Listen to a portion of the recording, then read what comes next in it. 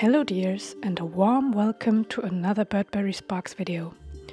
Today we want to observe and connect, talk about meditation, magical moments and mindful treasure hunts, and there's gonna be some tiny witchy art magic. There's so much beauty all around us, whether in nature, the city or the everyday moments we often overlook. Yet, the biggest barrier to truly experiencing this magic and staying present, for me, is my sneaky little phone. It has an incredible ability to suck up my attention, especially in times as chaotic as these. Every now and then I fall into the habit of overusing it, doom scrolling the news in the subconscious hope of finding something good, or mindlessly scrolling social media as a form of escapism. This tends to happen when I'm especially tired or stressed, when my impulse control is at its lowest. I can literally feel my brain becoming addicted to the dopamine rush of social media. It starts craving constant stimulation, making everyday life seem dull in comparison. In reality, life is full of magic and beauty. I just stop noticing it. Fortunately, we are not doomed to let our phones control our lives and ruin our attention spans. Here are 6 ideas to help you be more present, make your everyday experiences more fulfilling, and bring more joy to your daily life, so that escapism feels less tempting and social media takes a backseat. Idea number 1: observe and connect. Most of us, myself included, step outside and immediately plug in their earphones to listen to music, podcasts, audiobooks, or make phone calls. When we look around at a bus stop, it's rare to see anyone not looking at their phone. But it can be such a beautiful experience to simply look up and observe your surroundings and the people around you.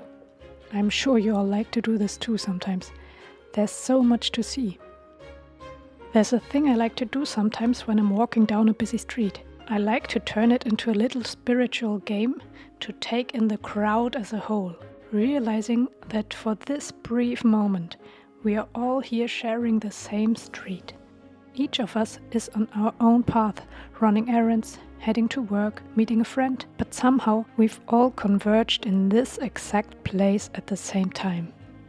I find that thought fascinating. I also like spotting the uniqueness and coolness of the people crossing my path. It's a fun way to shift my perspective and leaves me with a greater sense of connection and compassion. These thought experiments bring me closer to the idea that we are all connected, all part of something bigger, tiny manifestations of the infinite universe. Idea number 2: meditate. What really makes a big difference for the ability to be more present and become immune to the addictiveness of your phone is regular meditation. Not only my experience tells me, but also multiple studies show that meditating daily, even for just 5 minutes, can rewire your brain and really increase the overall life quality. Regular meditation can improve attention, emotional regulation and memory, enhance stress management and emotional control, and reduce mind wandering and boost focus. I link the relevant studies in the captions. In a way, we could say that regular meditation does the opposite to our brains than mindless scrolling does. Personally, I've noticed that when I meditate consistently, I'm far less prone to getting sucked into the social media rabbit hole. Plus, I start to naturally appreciate silence and even find joy in moments that would otherwise feel boring. And again, your meditation doesn't have to be super long or take a lot of effort.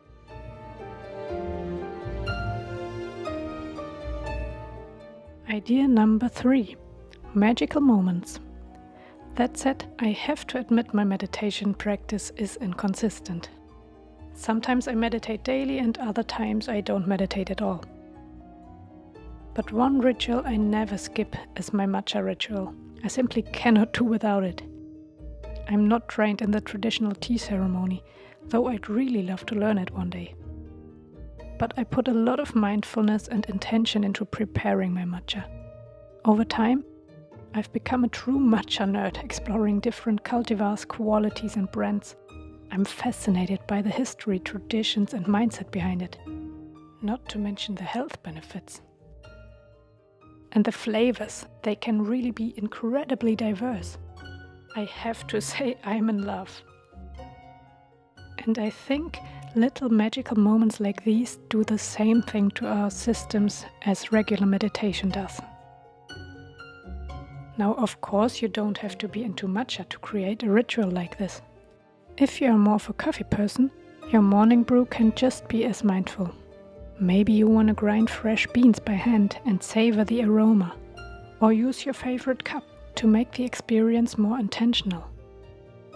If you prefer tea, you could choose specific herbs to start your day with purpose.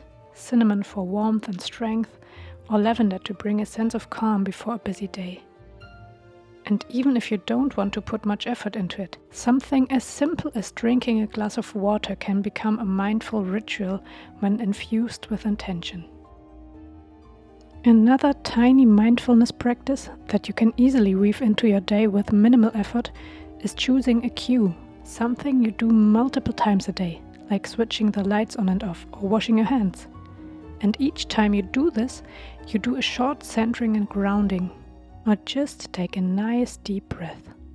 You can also place your hand on your chest or stomach.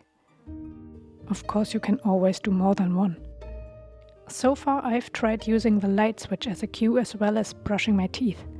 And honestly, I keep forgetting. It was surprisingly hard to turn it into a habit. I even started questioning my memory. If you give it a try, let me know in the comments. Did you struggle as much as I did, or did it click right away for you?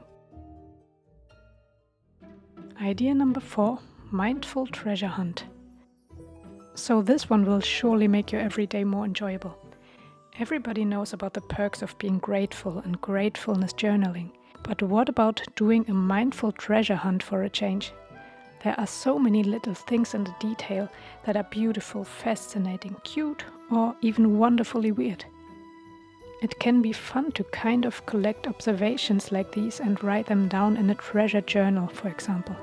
There you can collect what treasures or small wonders you found during the day. I promise, by doing this, you will move through your day with much more awareness and develop a genuine enthusiasm for discovering more of these little treasures. Idea number 5. Tiny witchy manifestation art. I wouldn't be an art witch if I didn't have a creative idea to share with you. I wanted to spark little moments of joy in my everyday life. And I wanted to remind myself of life's beauty and that living in the present moment is actually more fulfilling than mindlessly scrolling or mindlessly doing anything really, which is totally fine and fun sometimes, of course. So I came up with the idea to create tiny little manifestation images to hide around my home. I painted tiny pictures in hidden spots that will bring joy to me whenever I see them, and at the same time remind me of my intentions. I say hidden because that makes it more fun for me. It turns into a little game. I get to enjoy my secret artworks while also making bets with myself about how long it'll take before someone else finally notices them. I've had these tiny paintings up since about 2 days now, and only one has been discovered so far. It would be so fun if you tried this too and let me know how long it took your loved ones to find them. You can use this technique for any intention or goal, of course. I'm now always giggling internally every time I come across one of my secret paintings. And I'm already thinking about adding more, so stay tuned for more tiny secrets.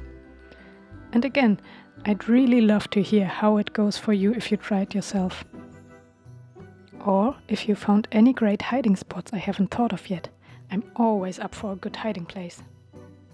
I hope you could find some little takeaways in today's video. And I wish you a day full of magical moments. Thanks for watching and for every like and subscription.